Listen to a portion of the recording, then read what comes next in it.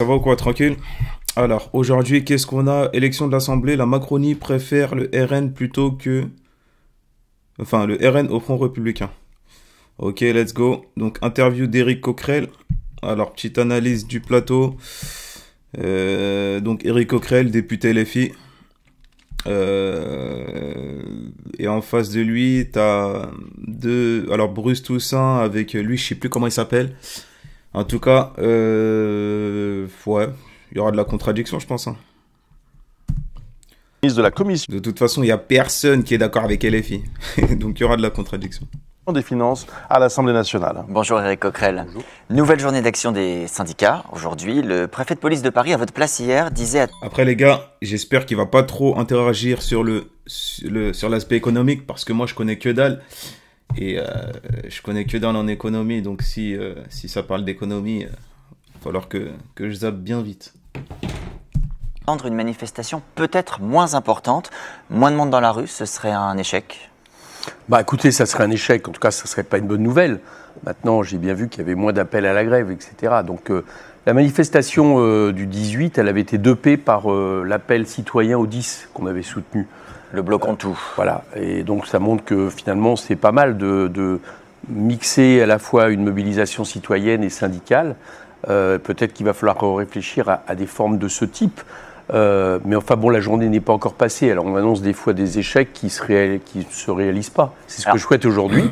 Et c'est pour ça que j'appelle tout le monde à se mobiliser et à rejoindre les manifestations cet après-midi. Tout de même ce qu'en dit Sophie Vénétité. Elle représente les enseignants du FSU. C'est le mois où on installe quelque chose avec nos élèves. Il y a déjà eu 2 à 3 journées de grève pour les professeurs.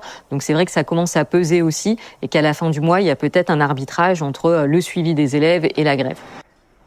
Ça veut quand même dire des chiffres pas terribles aujourd'hui. Écoutez, on verra bien. Bon, une chose est sûre, c'est que les gens font grève quand ils sentent qu'il y a un objectif. Alors, moi, je pense que le succès du 10, mais c'était aussi le 18, parce que le 18, c'est un peu les mêmes ordres, c'est qu'il y avait aussi le fait de dire c'est pas possible qu'un gouvernement minoritaire continue à vouloir appliquer une politique minoritaire dans ce pays. Voilà, je pense que ça a beaucoup fait, avec notamment, vous savez, il y avait le slogan grève blocage Macron dégage, bon, qui montrait bien que la question était l'exécutif. Peut-être aussi qu'il faudrait à nouveau que cet objectif soit plus affiché. Et moi, je pense que il est arrivé dans l'histoire. Je vous rappelle que des syndicats appellent à la démission de ministre, par exemple, c'est arrivé.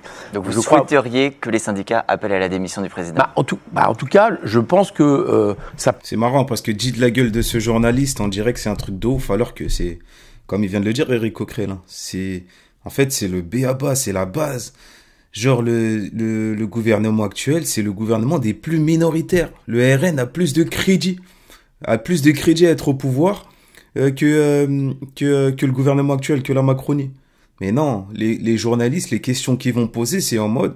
Donc, vous êtes un agent du chaos. Donc, vous faites ci. Donc, vous voulez chambouler tout. Donc, vous voulez tout bousculer. Et vas-y.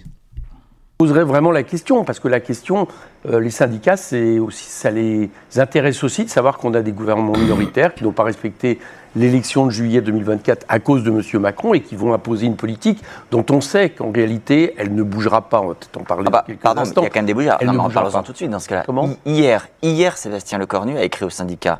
Il leur dit que dans le projet de loi de la sécurité sociale, il y aura une amélioration de la retraite des femmes. Alors, j'ai pas de doute, vous allez me dire que c'est insuffisant. Waouh! Amélioration de la retraite des femmes. Waouh, super. Mais est-ce que moi, je vais vous dire ce qu'ont dit les syndicats. Vous avez vu, tous les syndicats ont dit que c'était insuffisant. Alors, je vous rappelle, d'abord, c'est pas la... mais bienvenue, Éric Coquerel. On peut reconnaître qu'il y a des bougers et qu'il en faut d'autres. D'accord. C'est pas ce que les syndicats mettent sur la table. Ils ont raison. Ils mettent sur la table l'abrogation de la réforme des retraites. Et je sais pas pourquoi. Enfin, si, je sais pourquoi. Sûrement dans un but de contradiction. Mais les médias, en vrai, c'est eux les premiers avocats de Macron. C'est pour ça que Macron, il a même pas besoin de venir sur les plateaux s'expliquer. Les macronistes le font très très peu en vérité, parce qu'en fait les médias le défendent très bien. Parce qu'à chaque fois ils vont venir avec des questions du genre le Cornu a fait telle proposition, c'est déjà bien monsieur, vous pouvez l'accepter monsieur. Ils disent ça à l'opposition, mais c'est une dinguerie en fait. Je vous rappelle, était minoritaire dans le pays, minoritaire à l'Assemblée nationale et minoritaire dans les organisations syndicales. Donc c'est ça qu'ils demandent. Quant à la fameuse augmentation des pensions pour les femmes. Je vous rappelle ce que c'était. C'était qu'au lieu de prendre 25 ans des 25 meilleures années, c'était prendre 24 ans pour les femmes ayant un enfant et 23 ans pour les femmes ayant 2 enfants. Un petit peu la pension. Entre 13 et 30 euros pour 1000 euros. Je pense que c'est pas tout à fait... En fait, il n'y a que les riches qui peuvent se contenter de ça. Il n'y a que les bourgeois qui peuvent se contenter des toutes petites améliorations que le Cornu propose. Parce que eux, ça les dérange pas et ça les touche pas. La réponse qui correspond à l'abrogation de la réforme des retraites. Oui. Demain, il y aura des nouveaux rendez-vous à Matignon. Socialistes, écologistes, communistes y seront. Ils ont tort d'y aller pour discuter avec Sébastien Lecornu? Écoutez, oui, je veux dire, moi, j'ai pas jugé. Je pense qu'aujourd'hui, toute opposition de gauche devrait dire, nous, on continue à refuser cette politique. Bon, et on sait très bien. Je veux dire, les socialistes n'ont pas voté la censure vis-à-vis de François Bayrou en février. Ils ont regardé ce qui s'est passé. Le conclave n'a rien donné, c'était couru à l'avance, et les quelques mesurettes n'ont même pas été mises en place, ou alors c'était tellement infime que ça ne changeait pas le budget. Il n'y a rien d'autre à attendre du budget que prépare M. Lecornu. Pourquoi ? Parce que la raison pour laquelle, en juillet dernier, M. Macron n'a pas voulu nommer un gouvernement NFP, c'est qu'il ne veut pas toucher, j'allais dire, au fondement de sa politique, de l'offre, de la compétitivité, qui vise à faire payer aux Français la note de ces cadeaux fiscaux plus riches, globalement. Pardon, et vous verrez qu'il changera très peu là-dessus. Alors vous avez peut-être vu ce matin ce que disent nos confrères des Échos. Certes, ce sont des informations. Je lis attentivement les Échos. Voilà, journal économique. Ils disent que Sébastien Lecornu a identifié une batterie de mesures qui rapporterait autour de 10 milliards d'euros, avec notamment une hausse de la CSG sur les revenus du patrimoine, sur les revenus des placements, et la surtaxe dite Sarkozy qui porte sur les très hauts revenus pourrait être accrue. Ça... Ouais, alors j'ai lu le document, j'ai lu l'accumulation, il y a le titre. Bon les gars, volet économique, je crois que je vais avancer un petit peu.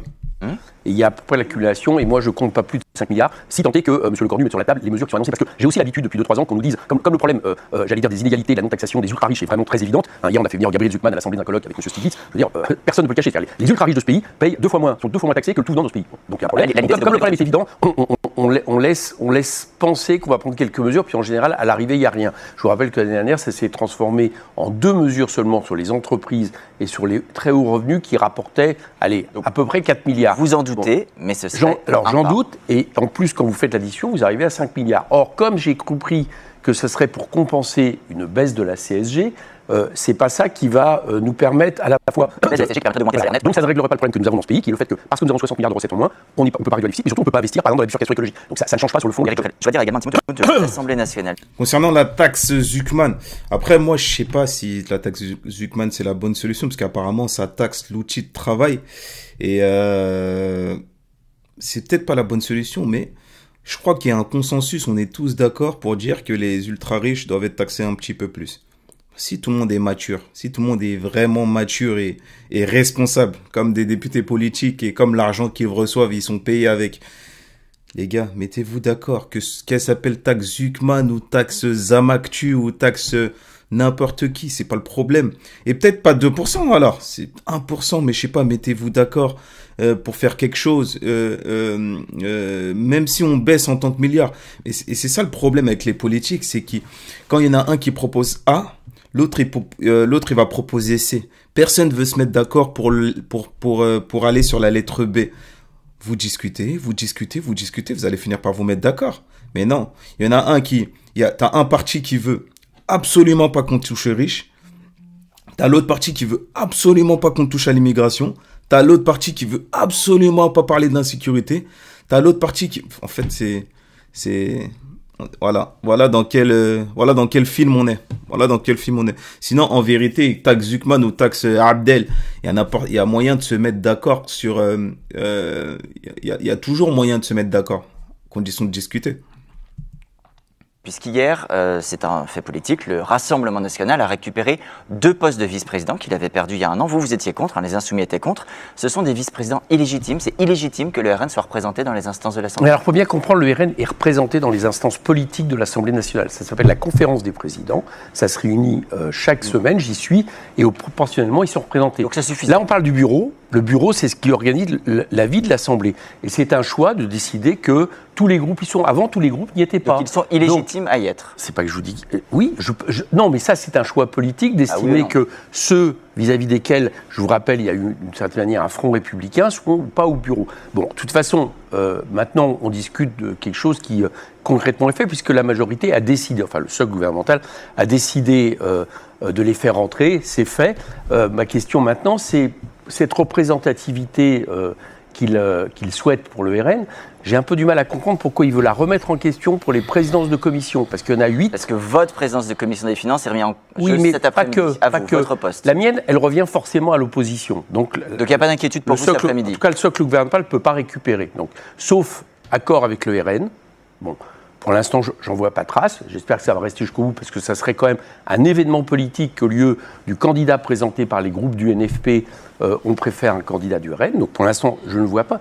Mais à part si l'élection du RN, il ne peut pas y avoir d'élection d'un autre président de la commission des finances. Mais par contre, ce n'est pas le cas pour les deux commissions, éducation, culture, qui est aujourd'hui avec la socialiste Fatia Kelouachi, et Aurélie Trouvé pour la commission affaires économiques. Et moi, je pose la question, ces commissions ne peuvent être récupérées par le socle gouvernemental qu'avec les voix du Rassemblement national. Donc, je pose la question, pourquoi la représentativité au bureau voulue par Mme Yael Braun-Pivet ne s'applique pas aux commissions? On en a 3 sur 8. Quelle est l'urgence de remettre en question cette représentativité en s'appuyant sur le RN? Voilà, c'est la question que je pose. Et d'ici cet après-midi, ils ont le temps de changer d'avis.